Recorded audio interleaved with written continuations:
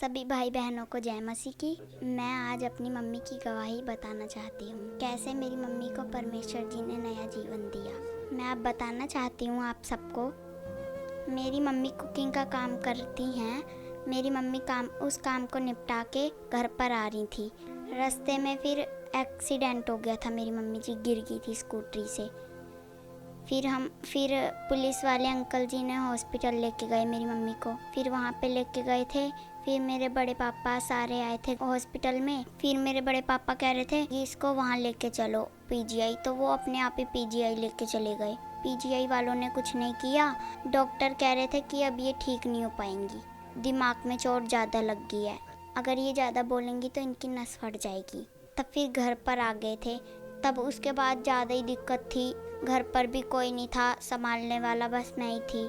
जब मैं बहुत ज़्यादा छोटी थी तब मैंने अपने पापा का प्यार भी नहीं मिला मुझे। जब मैं थोड़ी बड़ी हुई तब मेरी मम्मी जी का एक्सीडेंट हो गया। उनके दिमाग में चोट लग गई थी। उसके बाद मेरी मम्मी मंजे पे ही पड़ी रहती थी। फिर मेरी मम्मी उठ भी नहीं पाती थी, फिर उठाती थी मैं।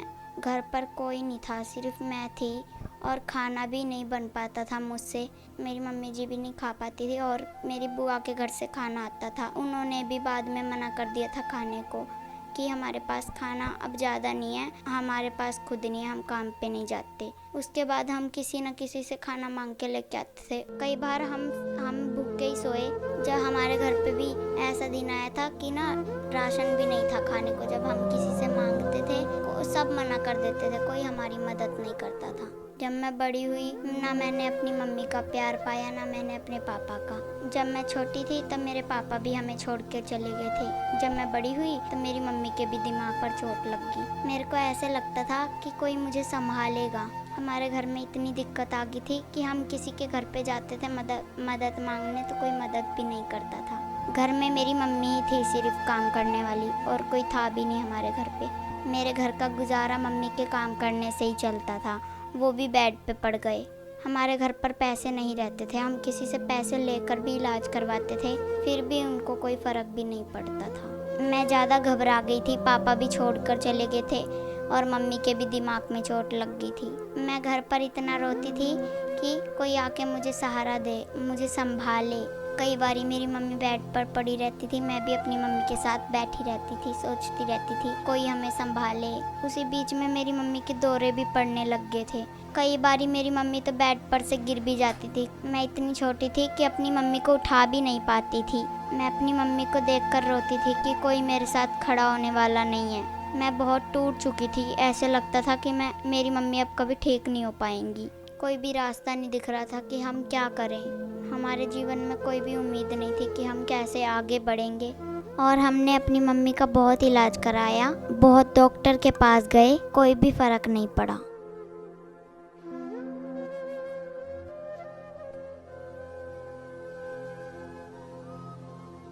उसके बाद जब हमें यीशु मसीह जी के बारे में पता लगा, पास्टर मम्मा जी के चर्च के बारे में पता लगा, और जब हम अपनी मम्मी को ऑटो पे बिठा के व्हील चेयर पर लेके गए हैं अपनी मम्मी को, तो फिर देखा तो बहुत सारी गवाहियाँ चल रही थी वहाँ पे लोग गवाही दे रहे थे। तब लोग कह रहे थे कि ना मैं चलने लग गया अब। साल पहले पासरीन का एक्सीडेंट हुआ था, जिसके कारण रीढ़ की हड्डी में गैप आ चुका था। और बहुत सीवियर पेन रहता था, कोई काम नहीं होता था पासरी, और ये ज्यादा देर खड़े नहीं रह पाते थे। बट आज ये बता रहे पासरी, जैसी आप घोषणा कर रहे थे, जितनों ने हाथ रखे हैं सब आजाद हो यीशु मसीह के नाम से। इन्होंने एक आग महसूस करी और उसके बाद इन्होंने चेक किया, ये चल रहे हैं, उठ रहे हैं, बैठ रहे हैं पूरी तरह। 5 साल के बाद प्रभु ने इन्हें हील किया और ये आजाद है। फिर मुझे विश्वास आया कि प्रभु जी मेरी मम्मी को भी ठीक कर देंगे। उसके बाद जब पास्टर मम्मा जी प्रार्थना कर रहे थे कि बीमारी की आत्मा तुम्हें छोड़कर जाए, हर बीमारी की सामर्थ को मैं आपकी लाइफ से तोड़ती हूँ यीशु मसीह के नाम से। तब मैं अपनी मम्मी जी के पास बैठकर अपनी मम्मी जी के लिए रिसीव करती थी कि मेरी मम्मी जी भी जल्दी से ठीक हो जाए। उसके बाद हम लगातार चर्च में जाते रहे जब मेरी मम्मी पहली बार व्हील चेयर पे गई तब मेरी मम्मी के लिए प्रार्थना करी मम्मा जी ने, तो मेरी मम्मी अचानक से ही चलने लगी। मैं एकदम से हैरान हो गई कि कैसे मेरी मम्मी चलने लगी, जो मैंने पहले कभी नहीं देखा था। उसके बाद मेरी मम्मी की प्रार्थना हुई तो मेरी मम्मी चलने लगी थी। जो डॉक्टर कुछ नहीं कर पाए, जो दवाइयाँ कुछ नहीं कर पाई, जो रिपोर्टें कुछ नहीं कर पाई, जब मेरी मम्मी को पहली बार चर्च में प्रार्थना हुआ तो मेरी मम्मी भागने दौड़ने लग गई। उसके बाद मेरी मम्मी जी का दिमाग भी काम करने लग गया था।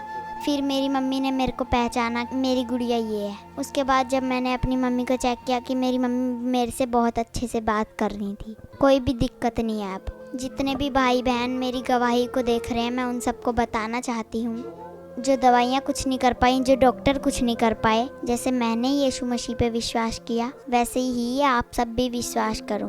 आप कोई भी दिक्कत प्रॉब्लम में हो, आप चर्च में आओ, आपके लिए प्रार्थना होएगी, आप ठीक हो जाओगे। अब मेरी मम्मी जी अच्छे से ठीक हो चुकी हैं। मैं इन सब गवाहियों के लिए प्रभु यीशु मसीह जी का मन से धन्यवाद करती हूँ। मैं पास्टर मम्मा जी का धन्यवाद करती हूँ। इनकी प्रार्थना के द्वारा मेरी मम्मी ठीक हो चुकी है। अब मेरी मम्मी काम पर जाते हैं, अब उनको कोई भी दिक्कत नहीं है। हमारे घर में खाने के लिए भी सब कुछ है, अच्छे से खाते हैं, अच्छे से बनाते हैं।